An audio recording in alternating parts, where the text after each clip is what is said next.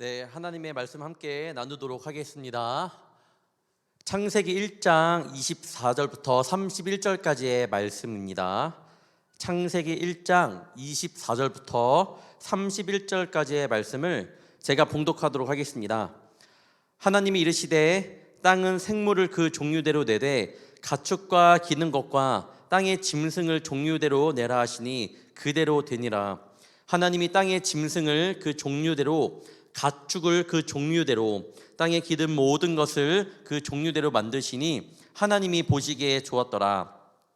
하나님이 이르시되 우리의 형상을 따라 우리의 모양대로 우리가 사람을 만들고 그들로 바다의 물고기와 하늘의 새와 가축과 온 땅과 땅에 기는 모든 것을 다스리게 하자 하시고 하나님이 자기 형상 곧 하나님의 형상대로 사람을 창조하시되 남자와 여자를 창조하시고 하나님이 그들에게 복을 주시며 하나님이 그들에게 이르시되 생육하고 번성하여 땅에 충만하라. 땅을 정복하라. 바다의 물고기와 하늘의 새와 땅에 움직이는 모든 생물을 다스리라 하시니라.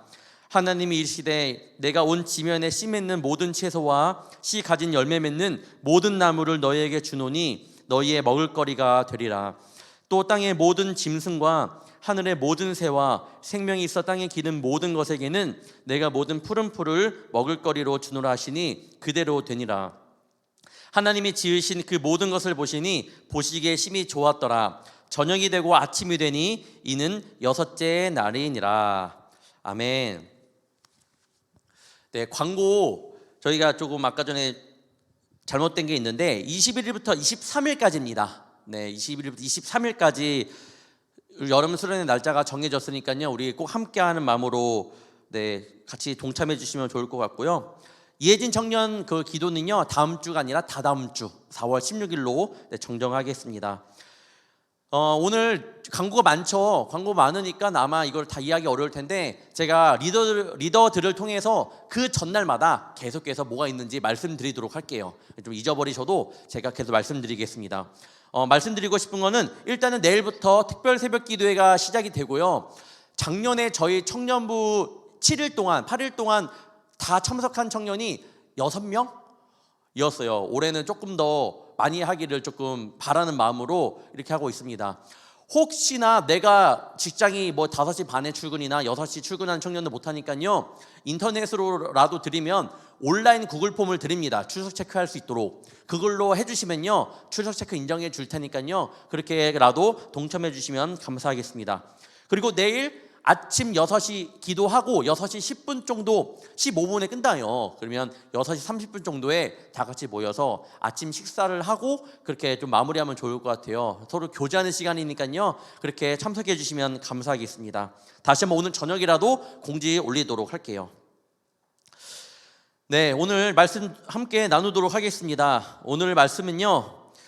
창세기 1장 24절부터 31절의 말씀을 가지고 우리들의 책임 이라는 주제를 가지고 함께 나아갑니다. 특별 새벽 기도회 동안요 PPT를 한번 보시면요 저희가 이렇게 도장을 찍도록 스티커를 붙여 놓도록 할 건데요. 한번 보여주시겠어요? PPT? 네, 준비가 됐나요? 없으면 일단은 넘어가고요. 나오면 제가 말씀드리도록 하겠습니다. 2층 중앙 로비로 오시면요 저거를 8분할 해갖고요. 오시는 분들에게 스티커로 드릴 예정이에요. 그래서 8일 동안 끝까지 잘 나온 우리 청년들에게는 다 붙여지는 그런 역사가 있겠죠. 그래서 소정의 기념품도 드린다라는 거 조금 알고 계시면 좋을 것 같습니다.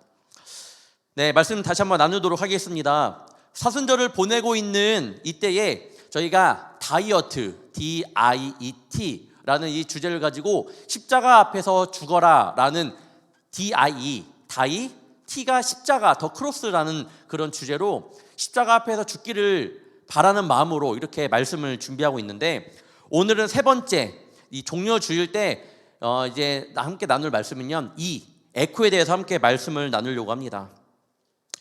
현대인들은 참 바쁘게 살아가죠. 바쁘게 살다 보니까 내 것을 챙겨야 되고 내 취미도 챙겨야 되다 보니까 사실 오늘 걱정했어요. 오늘 날씨가 너무 좋고 저도 이제 주중에 벚꽃을 보면서 이번 주일에 안 나오겠구나라고 했는데 역시나 주변을 좀 둘러보시면 그렇죠. 아마 벚꽃 열심히 구경하고 있겠지만 그래도 열심히 1부, 2부, 3부 예배를 드렸을 거라 생각합니다. 아무튼 청년들이 많이 바쁘게 살아갑니다. 바쁘게 살아가다 보니까 하루하루가 어떻게 가는지 몰라요. 그렇죠. 하루하루가 어떻게 가는지 모릅니다. 그러다 보니까 삶 속에 저희 마음 가운데 여유가 없어요. 혹시 우리 청년들 나는 여유가 좀 있다 살아가는데 있을까요? 있는 분들 있네요. 보통은 많이 없을 거예요. 지치고 힘들고 그렇게 마음에 이제 심신으로 마음도 그렇고 육적으로도 그렇고 계속 막 지치곤 합니다. 그래서 때로는 내가 너무 바쁘게 살다 보니까 내 삶 가운데서 주어지는 이 창조하신 하나님께서 이 세상을 창조하심에 대해 그 아름다움을 만끽하지 못합니다. 저는 그래서 여행이 좋아요. 저도 굉장히 지금 벚꽃 보러 가고 싶고 굉장히 여행이 좋아요. 여행을 가면 맛있는 것도 먹고 좋은 사람들과 행복한 시간을 보내서 좋잖아요.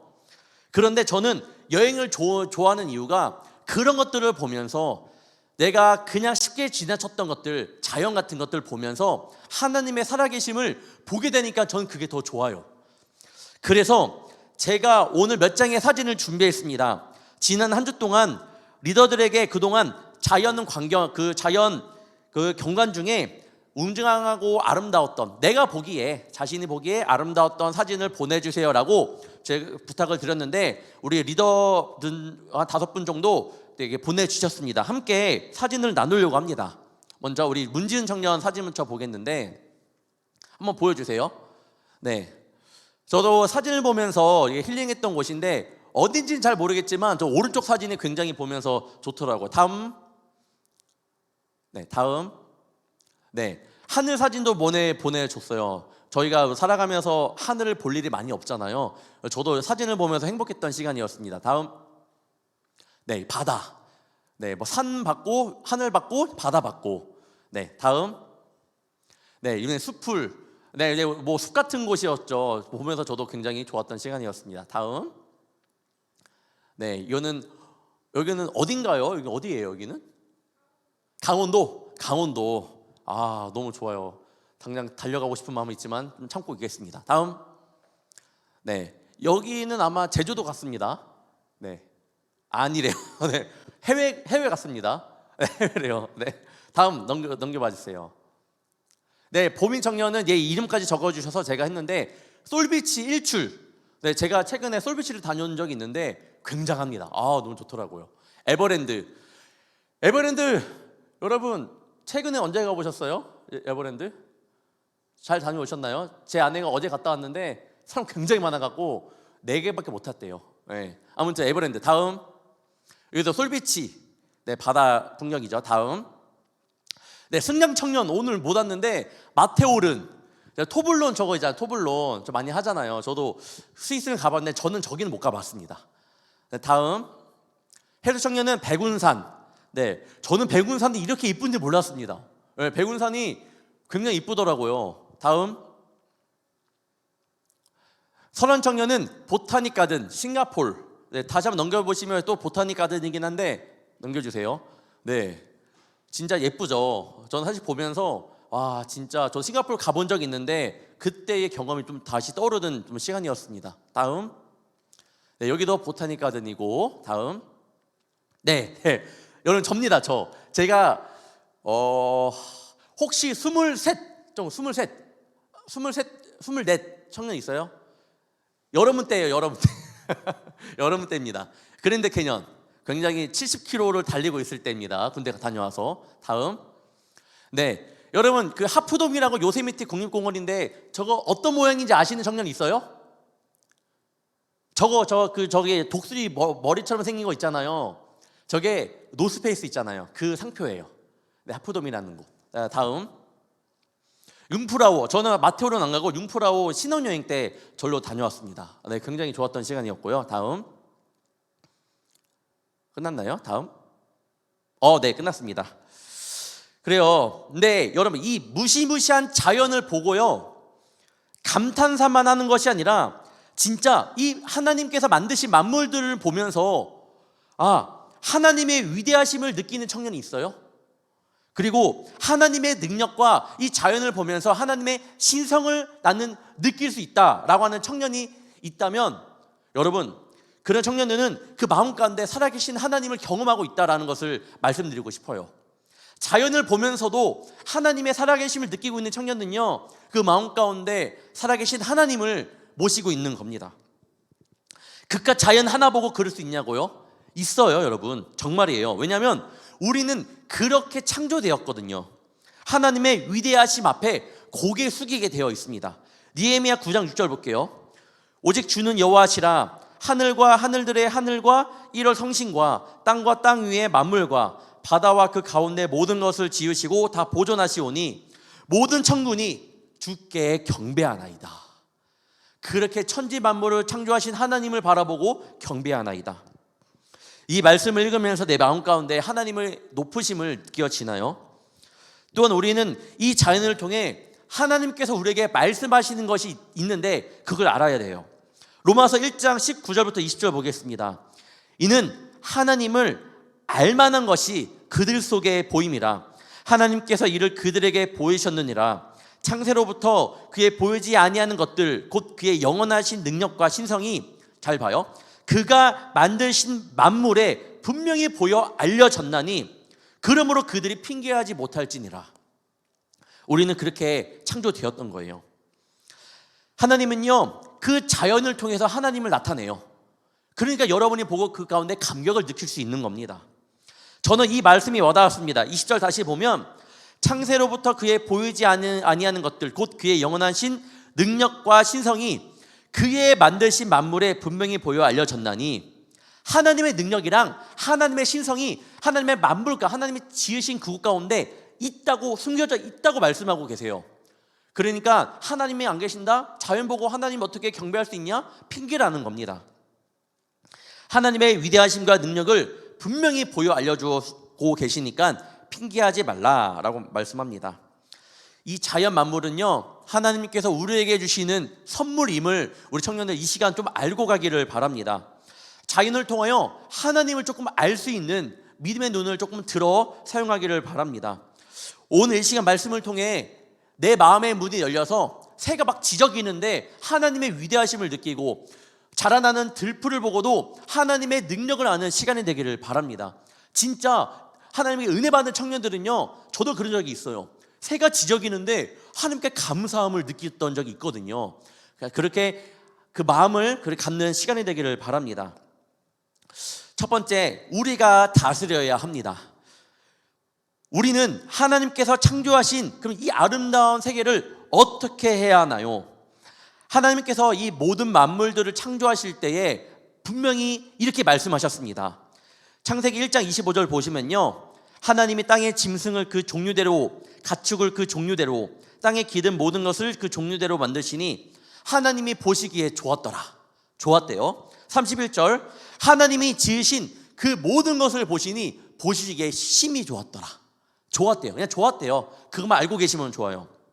하나님께서 좋았대요. 내가 섬기는 우리 하나님께서 기쁘셨대요. 하나님께서 만드신 것을 보고 기쁘셨다고 말씀합니다. 얼마나 기쁘셨으면 성경에까지 기록되어 있을까? 그걸 한번 생각해 보길 바랍니다. 이렇게 보시기에 좋았던 것을 하나님께서 다스릴 수 있어요. 하나님이 만드신 거니까 보기 좋아, 내가 아끼는 거니까 내가 다스려야지 할 수 있는데, 하나님은 우리에게 명령하고 있습니다. 26절에 보시면 그 모든 것을 다스리게 하자 하시고, 28절에 모든 생물을 다스리라 하시니라. 하나님께서 인간에게 명령하신 첫 명령이 이 모든 것을, 이 모든 자연 만물들을 인간 너희들이 다스려라 하는 명령입니다. 이 단어들은 하나님께서 인간에게 자신의 창조물에 대한 책임을 우리에게 긍정적으로 맡기셨음을 보여주고 있는 거예요. 즉, 우리에게 이 모든 것을 맡기셨다라는 것은요, 결국 우리를 인정하신 거고 우리를 신뢰하는 거예요. 예를 들면 어린 자녀들이 아빠, 엄마 물건을 만질까요, 안 만질까요? 굉장히 만지죠. 제가 어렸을 때 저희 형 사진을 보면요, 저는 아니에요. 저희 형이 보면 화장품을 막 쏟아갖고 얼굴에 막 칠한 것을 그 사진을 통해 봅니다. 화장품도 만져보고 신발도 만져보고 어릴 때 다 해봤을 거예요. 어머니 신발, 우리 아버지 신발 다 신어봤고, 야, 신발이 되게 크네. 지금은 제가 아버지 발이 커요. 그때 생각해보면 내가 많이 성장했구나 라고 느끼게 됩니다. 지금은 아빠 휴대폰 만지고 애들 보면 아빠 나 휴대폰 줘, 이런 애들이 굉장히 많습니다. 그런데 정말 아빠만이 가지고 있는 보물, 엄마만이 가지고 있는 보물, 예를 들면 좋은 시계나, 요즘에는 그 어린 물건들을 좋아하는 그 어른들을, 장난감을 좋아하는 어른들을 말해서 키덜트라고 하죠. 어덜트, 키즈 해갖고 키덜트라고 하는데, 레고예요. 레고. 예를 들면 자녀가 만진다고 하면 다는 아니겠지만, 다른 거 모르겠는데 신발 만지는 거, 핸드폰은 괜찮은데 시계 같은 거나 막 이만 엄청 비싼 거, 그다음에 키를 레고 만지면 아빠가 괜히 신경이 쓰입니다. 왜냐요? 시계를 떨어뜨릴까 봐, 그리고 레고를 망가뜨릴까 봐, 그렇게 신경이 조금 더 갑니다. 그런데 지금 하나님께서는요, 하나님께서 보시기에 아름다운, 그 보시기에 아름다운 자연 만물들을 우리에게 다스려라고 말씀합니다. 보라, 봐봐, 한번 봐봐, 즐겨봐가 아니라 너희들이 다스려라 라고 명령하고 계십니다. 왜요? 나를 그만큼 믿는 거예요. 나를 그만큼 사랑하는 겁니다. 이 얼마나 복된 일인가요? 여러분, 자연 환경을 지키는 것은 굉장히 복된 일입니다. 인간이 다른 피조물보다 중요함을 또한 말하고 있는 거예요. 그리고 좀 더 보면 28절을 보면 우리를 향하여 땅을 정복하라라고 합니다. 정복하라. 이 말씀은 무언가 조금 특이해요. 다스려라도 아니고 정복하라. 정복하다 의미의 히브리어는요, 카바시라고 합니다. 카바시. 이거는 진짜 군사 용어예요. 다스려라, 정복하라는 거예요. 완전히 내 걸로 가져라 가라는 겁니다. 그런데 하나님께서 이 땅을 강하게 막 복종시키고 정복시키라는 말씀인가요? 그건 아닙니다.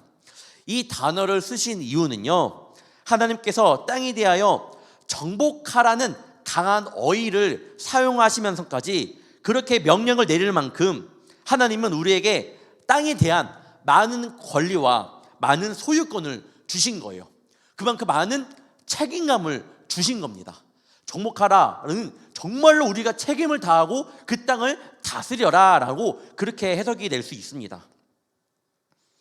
군인처럼 철저히 수행해야 할 그런 의무가 저희 마음 가운데 있는 거예요.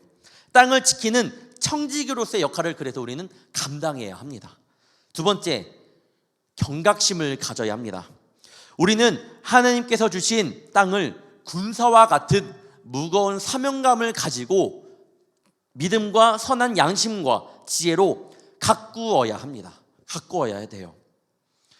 그런데 사실 하나님께서 정복하라는 의미는 정말로 책임감을 가지고 그 땅을 조금 잘 다스려라 라는 의미인데, 저희는 그렇지 않아요. 진짜 정복하라는 의미로 받아들이고 있는지는 모르겠습니다. 진짜 정복하는 거예요. 다시 말하면 모든 만물의 주인 되시는 하나님께서 우리를 통해서 너희들이 내가 사랑하는 이 자연만물을 너희 다스려라고 했지만, 사실 우리가 지금 하는 행동들은 우리가 땅의 주인처럼 행하고 있다라는 겁니다. 며칠 전 이 배구 선수 김연경 선수의 이 짤을 봤습니다. 밈이라고 하기도 하는 것 같은데, 김연경 선수가 차를 타고 가려고 막 주차장에 간 거예요. 그러니까 이제 연봉도 높다 보니까 차가 좋은 차죠. 근데 차를 보니까 벤츠였어요. 벤츠. 딱 보더니 보는데 거기 긁혀 있는 거예요, 벤츠가. 그럼 여러분 어떻게 해요? 누가 이랬어 하고 화나게 되는데, 김연경 선수는 보더니 쓱 만지더니 긁혔네 하고 노래를 흥얼거리면서 그냥 차로 가는 거예요. 왜요? 그럴 수 있는 이유가 뭐예요? 그 차의 주인이 누구예요? 김연경이기 때문에. 무엇을 말하는 거냐? 김연경 선수야 그 차의 진짜 주인이기 때문에 괜찮아요. 그런데 이 땅의 주인은 우리 하나님이잖아요. 여러분이 아니잖아요. 그리고 이 모든 만물들을 우리에게 맡긴 겁니다.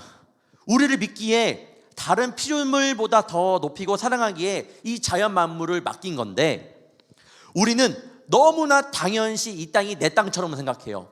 이거 그냥 내가 마음대로 할 수 있다고 생각을 합니다. 자, 지금부터 볼게요. 앞에 그림 하나 볼게요. 이 그림 혹시 본 청년? 네. 이 그림 보면 예뻐요, 안 예뻐요? 딱 예쁘다 손 한번 들어요. 예쁘다 손. 안 예쁘다 손. 안 예쁘다 손 들면 안 되는데. 아, 예쁘다고 해줘요. 예뻐. 자, 이 그림 하나에 비밀이 하나 숨겨져 있어요. 사실 이 아름다운 풍경은요, 풍경을 그린 것이 아니에요. 뭔가 상처럼 보이죠. 산 밑에는 바다처럼 보이잖아요. 그게 아니고요, 오른쪽에 있는 도표를 그림으로 나타낸 겁니다. 여러분, 자, 저게 뭐냐면, 이 도표는 기후 위기와 관련된 여러 가지 중요한 지표들, 온도, 이산화탄소 등 그러한 것들의 농도를 그린 그래프예요. 이 그림은요, 미국의 기후 아티스트 엘리사 싱어라는 그 사람의 작품이에요. 이런 식으로 많은 도표를 이용하여 아름다움 뒤에 숨어 있는 지구의 위기를 수많은 그림으로 표현한 아티스트입니다. 환경 오염으로 인한 기후 위기가 심각하다라는 이야기를 많이 들어보셨죠? 많이 들어보셨을 거예요. 캠페인 굉장히 많이 하잖아요. 그런 이야기가 많은 데이터를 통해서 말해주고 있습니다. 수많은 과학자, 말씀드렸던 것처럼 캠페인, 저런 캠페인은 굉장히 많아요. 네, 굉장히 많습니다. 기후 위기의 본질, 가장 중요한 사실은 산업혁명이 있었던 18세기 중반부터 19세기 중반에 지구 온도가 1도 올랐다는 것부터 시작이 됩니다.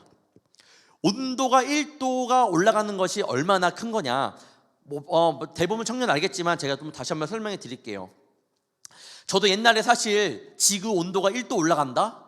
1도 올라가봤자 얼마나 올라가겠어요. 올라가서 얼마나 많은 일이 일어나겠습니까? 라고 생각을 했는데, 다시 한번 말씀을 준비하면서 진짜 우리가 자연 만물을 하나님께서 이렇게 주신 선물을 잘 가꿔야 되겠구나라는 생각이 들더라고요. 지구 기후 역사를 보면 가장 드라마틱했던 온도 변화 사건은 지금으로부터 5,500만 년 전에 있었습니다. 과학자들이 말하는 팔레오세 에오세라는 이 최대 온난기를 불리는데, 이때 지구의 평균 온도가 5도 6도 올라갔다고 합니다. 여러분 잘 보일지 모르겠지만요, 저기 PAL 있는 밑에 있는 PETM이라고 있죠. PETM 보일지 모르겠지만 저기 보면 하나의 선이 일직선으로 올라가 있어요. 이게 갑자기 온도가 5, 6도가 올라간 거예요. 저거는 근데 이제 온도가 5, 6도 올라갔는데 저 시간이 되게 짧아 보이지만 2만 년이라는 시간이래요. 즉 저렇게 5, 6도 올라가는데 2만 년이 걸렸으니까 대충 5도를 잡으면 1도 오르는데 4,000년이 걸렸다고 합니다. 1도를 올라가는데 4,000년이 걸렸다는 거예요. 즉 1도라는 지구의 온도를 높이기 위해서는요, 우리가 원자폭탄을 터뜨려서 얻는다면 얼마나 터뜨려야 할지 찾아봤는데, 무려 200년간 매초 원자폭탄이 4개씩 터지면 순수하게 그 에너지로 정도로 지구의 1도를 올릴 수 있다고 합니다. 1도 올라가는 게 굉장한 거죠. 사실 이렇게 생각하면 19세기 때 산업혁명 때 1도가 올라갔다라고 하는데, 그러면 그게 온전히 인간이 한 거냐라고 물을 수 있죠. 인간이 어떻게 했길래 그렇게 큰 에너지를 통해서 그렇게 환경을 낭비함으로써 1도가 올라갔을까? 진짜 이유를 그래서 그 사람들이 확인을 한 거예요. 과학자들이. 전 세계 과학자들이 기후 변화에 관한 정부 간 협의체를 만들게 됐는데, 이 협의체 단체 이름을 IPCC라고 합니다. 거기서 이 조직적으로 수많은 과학자들이 모인 거예요. 일어날 수 있는 온도 변화를 일으킬 수 있는 수많은 요인들을 다 검토하고 모든 데이터를 다 수집해서 주기적으로 이제 보고서를 내었습니다. IPCC는 1988년에 설립되었는데, 처음에 조사했을 때는 1차 보고서 냈을 때는 인간이 지구의 온도를 올린 거는 아니다, 확실치 않다라고 1차 보고서는 냈어요. 그런데 그들이 이제 1차 보고서를 냈는데 2차 보고서부터는 점점 이게 인간이 원인이 되어가고 있다는 것을 증명해냅니다. 그리고 결국에는 4차, 5차 겪더니 6차에 보시면요, 인간 책임 명백이라고 못을 박습니다. 즉 온도가 상승하고 지구 온난화가 되는 것은요, 인간의 명확한 책임이라고 이 기관 단체에서 정확히 얘기를 한 거예요. 데이터를 그동안 모았던 거죠. 결론이 인간이 답이다라고 합니다. 가장 최근은 아니겠지만 가깝게 넷플릭스에서 피라시라는 다큐가 나왔습니다.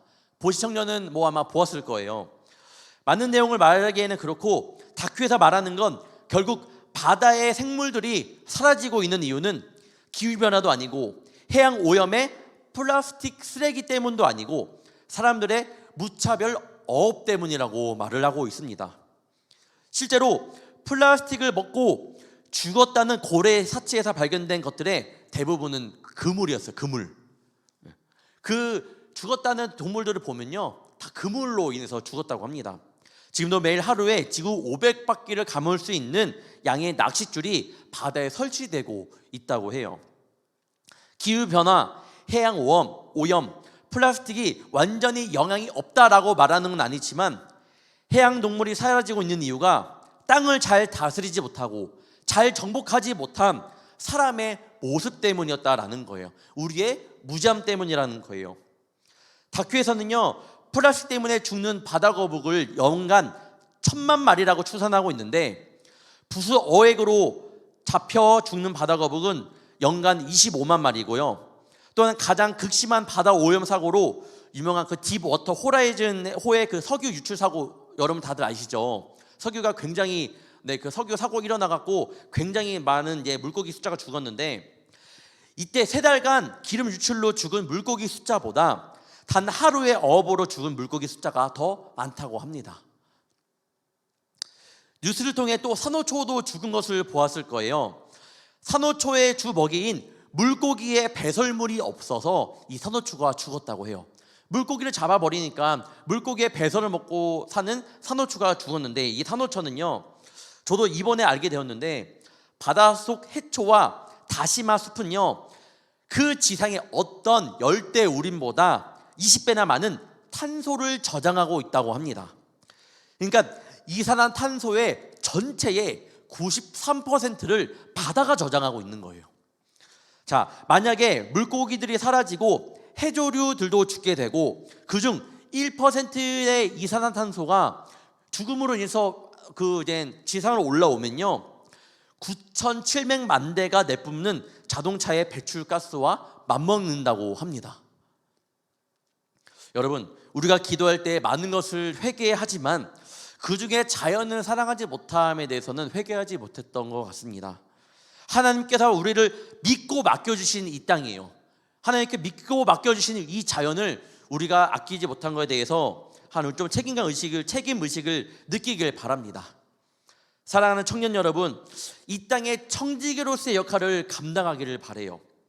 하나님께서 우리에게 맡기셨으니 우리에게는 책임이 있는 거예요. 좀 더 자연을 사랑하고 그럼으로써 하나님을 더욱 느끼는 저와 여러분이 되기를 축원합니다. 세 번째, 우리의 책임입니다. 여러분, 요한계시록 8장의 핵심을 보면요, 하나님께서 환경 파괴를 통해 악한 세상을 심판하신다라는 메시지예요. 환경 파괴를 통해 하나님께서 이 악한 세상을 심판하신다라는 이야기가 나옵니다. 하나님이 심판하신다고 해갖고요, 여러분, 막 불이 막 떨어지고 땅이 막 갈라지고 번개를 보내서 많은 사람들을 멸망시킨다고 생각할 수 있겠지만, 요한계시록의 이 8장의 심판은요, 하나님께서 그대로 내버려두는 심판이에요. 너희들 알아서 해라. 환경 파괴란 하나님이 직접 개입하셔서 일어난 심판의 결과가 아니라는 거예요. 인간이 교만해서, 인간의 탐욕 때문에, 인간의 탐심 때문에 자연을 착취하면서 파괴하기 때문에 우리가 자초한 재난이라는 거예요. 이것이 하나님이 막아주시면 좋은데 막아주시지 않습니다. 인간의 탐욕, 착취하는 대로 그냥 내버려 둡니다. 왜? 바로 하나님께서 그냥 우리를 내버려 두는 것이 바로 심판이기 때문이에요. 하나님께서 자연 환경을 통해 악한 세상을 심판한다라는 말은요, 하나님께서 인간이 자기 탐욕대로 자연을 착취하도록 내버려 두심을 의미하고 있는 거예요. 이 자연 파괴는 하나님의 개입이 아닌 우리에게 책임을 맡겨주셨으니까 우리 마음대로 하라고, 그래서 결국에는 이게 하나님의 심판으로 다가오는 거죠. 요한계시록 8장에 보면 천사가 나팔을 분다라고 의미를 합니다. 천사가 나팔을 분다. 이거는 뭐 나팔을 부는 것이 아니라 하나님의 심판의 의미를 심판을 선언한다는 상징적인 의미가 담겨 있습니다. 결국에는 내버려 둠의 그 심판 뒤에는 어떤 일이 일어나는지 요한계시록 8장을 보면 제가 간략하게 정리했는데, 땅이 타고 수목이 타고 각종 푸른 풀이 타고 바다가 피가 되고 별이 떨어지고 물이 오염돼서 사람이 죽어나갑니다. 이런 심판이 있다고 해요. 하나님께서 맡겨주신 이 심판, 하나님께서 이 자연을 우리가 막 함으로 인해서, 하나님 내버려 두심으로 인해서 땅이 죽고 수목이 죽고 물이 오염돼서 다시 우리에게 돌아온다라는 거예요. 이렇게 말합니다. 해, 달, 별도 변한다고 해요. 천체가 변한다고 말씀해요. 심판 안에는 내용에 있습니다. 정확히는 알 수는 없어요. 어떻게 변할지 모르겠지만 그렇게 말씀하고 있습니다. 위에 땅이 타고 수목이 타고 푸른 풀이 타고 바다가 변하고 물이 오염이 되고 그 다음에 해, 달, 별 천체가 변한다고 말씀하고 있습니다. 우리의 무지함 때문에. 사실 저도 옛날에는 자연 파괴가 된다고 하면 저와는 먼 이야기라고 생각을 했습니다. 그런데 이제 진짜 피부로 와닿지 않나요? 저희 청년들 중에서도 2차 전지를 회사 다녔던 청년들이 있었고, 그리고 친환경 사업으로 ESS라고 하죠. 차세대 전력망인 에너지 저장 시스템도 굉장히 떠오르고 있는 환경 사업이라고 합니다. 요즘에 또한 무슨 자동차가 많죠? 전기 자동차. 그것만 보아도 지금 우리가 어떻게 지금 자연을 이렇게 지키려고 하는지 보이잖아요. 지금 우리가 살아가면서 자연 환경이 지금 변화되고 있구나, 파괴된다고 생각하고 있고 그렇게 보여지고 있고 하는데, 그래서 친환경 사업을 많은 나라들이 이렇게 진행을 하고 있는데, 요한계시록 8장 말씀을 잘 보면요, 자연들이 불에 타고 피가 되고 물이 오염되고 천체가 변하는 것이 여러분 지구의 3분의 1이라고 해요. 지구의 3분의 1. 지금 우리가 보고 있는 것은 그러니까 아무것도 아니라는 거예요. 지금 이렇게 변화되고 있는 것도 우리가 이것 때문에 진짜 많은 것들이 변화되고 있구나. 먼지도 굉장히 심하고, 옛날에는 미세먼지 상상조차도 안 했잖아요. 근데 그렇게 되면서 심각함을 느끼고 있는데, 앞으로 오는 하나님의 심판 가운데는요, 그것이 3분의 1이 자연 파괴가 된다고 합니다. 이 자연 파괴는 하나님의 여러 심판의 모습 중에 하나예요, 여러분. 이게 심판의 모습이 아니고 여러 모습 중에 하나예요. 우리를 내버려 둠으로써 우리가 자초한 심판인 거죠. 하나님께서 이 땅을 다스리라, 이 땅을 정복하라라고 창세기 1장에 분명히 말씀하고 있는데, 불순종한 우리의 모습 때문에 우리 스스로 그 하나님의 심판을 자초했다라는 거예요. 진짜 반성할 필요가 있고요, 회개해야 되고 책임을 느껴야 됩니다. 여러분, 근데 분명한 건 하나님의 심판 가운데 분명히 기억해야 되는 것은요, 하나님의 심판이 있잖아요, 같이 맞물려 따라오는 하나님의 구원 계획이에요. 이거 분명히 알아야 돼요. 하나님의 심판 때문에 나중에 어떻게 될지 모르겠지만 그 심판 가운데 임할 때에는 분명히 하나님의 구원 계획과 맞물려 있어요. 같이 돌아가는 거예요. 분명히 알아야 됩니다. 이런 상황 속에서도 하나님께서는 그 심판을 피하기 위하여 우리에게 복음을 통해 예수님의 이름을 찾게 합니다. 그 심판을 피하게끔, 당하더라도 견딜 수 있게끔 예수님의 복음을 믿으라고 그렇게 예수님을 보내주십니다. 심판은 분명히 임해요. 언제 올지 모르잖아요. 예수님은 도둑같이 임한다고 말씀하고 있잖아요. 언제 올지 모르겠지만 그 가운데 하나님의 그 심판을 피할 자녀들을 계속 찾고 있다라는 거예요. 여러분들이 예배를 통하여, 기도를 통하여 그런 자녀들로 성장해야 될 줄 믿습니다. 지금도 부르시고 계세요. 오늘 에코, 친환경, 자연환경에 대해 말씀했지만 여러분, 그게 주목적이 아니에요. 사실 이 설교의 목적은요, 부르심을 알자예요. 이런 것들을 통해서 그런 깨닫고 하나님이 나를 부르심을 알자라는 거예요. 그런 심판들이 올 수 있으니까 하나님이 우리가 주님 안에서 깨어 있자라는 거예요. 오직 예수님을 통해서라고 말씀드리고 싶습니다. 우리의 모습을 알고 다시 돌아서라는 거예요. 사실 우리가 자연 파괴, 자연에 대한 무지함에 대한 죄도 있겠지만 그것뿐만이겠어요? 사람들의 관계도 있고, 또 교회에 대해서 또 서로 미워하고, 또는 그 세상적인 유혹도 많잖아요. 여러분, 그 가운데서 돌이키라고 하나님 부르시고 있음을 오늘 이 시간 말씀하고 싶습니다.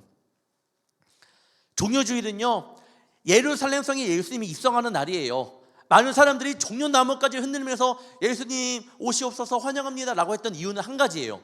예수님이 우리의 진짜 왕, 그냥 슈퍼히어로처럼 그런 왕으로 착각했던 거예요.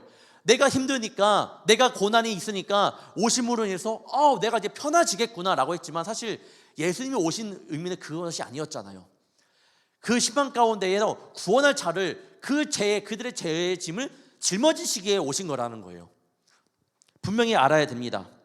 심판을 통해 하나님의 모습을 알아야 되고요, 또한 그 심판을 피하게끔 하는 하나님의 그 마음을 알기를 원합니다. 사순절을 보내고 있죠. 그리고 오늘은 종료주일이고 고난주간이 시작됩니다. 내일부터 새벽 예배가 시작이 돼요. 새벽 예배가 시작이 되면요, 항상 모든 교회가 그럴 거예요. 나오십시오, 나와야 돼요. 그래서 출석 체크도 하곤 하지만, 사실 여러분, 이거는 이제 여러분의 그 생각도 있고 사고도 다, 사실 이거는 여러분에게 하나의 모습인 거고, 간절한 마음은 여러분 스스로 그냥 그런 간절한 마음으로 와서 예배드리고 그렇게 왔으면 좋겠습니다. 누가 시켜서가 아니에요. 이제는 그런 청년이 아니잖아요. 저도 그걸 알고 있기 때문에 여러분 출석 체크 해주면 좋겠지만, 그것보다는 그런 마음으로 정말로 하나님께서 나를 구원하시고자 하는 그 마음, 하나님께서 이 땅 가운데 나를 구원해 주시고자 하는 그런 마음을 알고 감사하는 마음으로 다시금 주님 앞에서 새롭게 태어나고 싶은 그런 마음으로 예배에 참석하자라는 거예요. 누가 시켜서가 아닌 내 믿음을 지키기 위해 새벽 예배 함께 하기를 축원합니다. 나와 나를 구원하려는 주님의 그 구원 계획, 심판이 있지만 반드시 그곳 가운데는 하나님의 구원 계획이 반드시 있어요. 여러분, 그 구원 계획 가운데 들어가는 우리 멋진 청년들이 되기를 주님의 이름으로 축원합니다. 기도하겠습니다.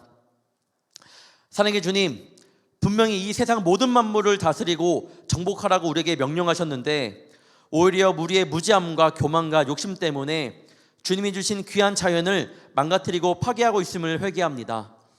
우리의 죄가 자연을 이렇게 만들고 있음을 다시 한번 알고 깨달았사오니, 주님, 지금부터라도 나에게도 분명한 책임이 있음을 깨닫고 작은 것부터 지구를 사랑하는 마음으로 절약하고 아끼는 자녀 되게 하여 주시옵소서. 단지 자연을 아끼는 모습보다는 하나님께서 말씀하심에 순종하기 위해 그렇게 행동하는 우리 청년들 되게 하여 주시옵소서. 오늘은 예수님께서 예루살렘 성에 입성한 종려주일입니다. 많은 사람들은 예수님이 단지 세상을 바꿔줄 그 왕으로만 생각하고 맞이했지만, 분명 이 땅 가운데 오심은 우리의 모든 죄를 지시고 우리 죄 대신 십자가를 지시기 위해 오심을 믿습니다. 우리 청년들, 이 사순절을 보내고 있는 이때에 아무렇지 않은 사순절이 아닌 예수님의 그 고통과 고난에 참여하며 그 마음을 체험하며 나아가게 하여 주시옵소서. 내일부터 세일의 특별 새벽 기도회가 시작됩니다.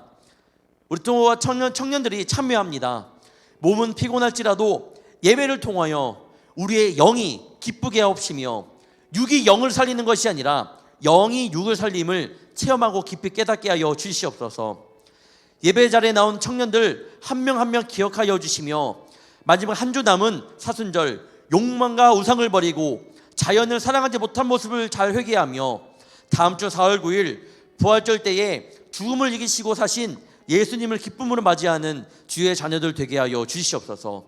감사하며 이 모든 말씀 예수님의 이름으로 간절히 기도옵나이다. 아멘. 우리 봉헌 찬양하며 나아가도록 하겠습니다.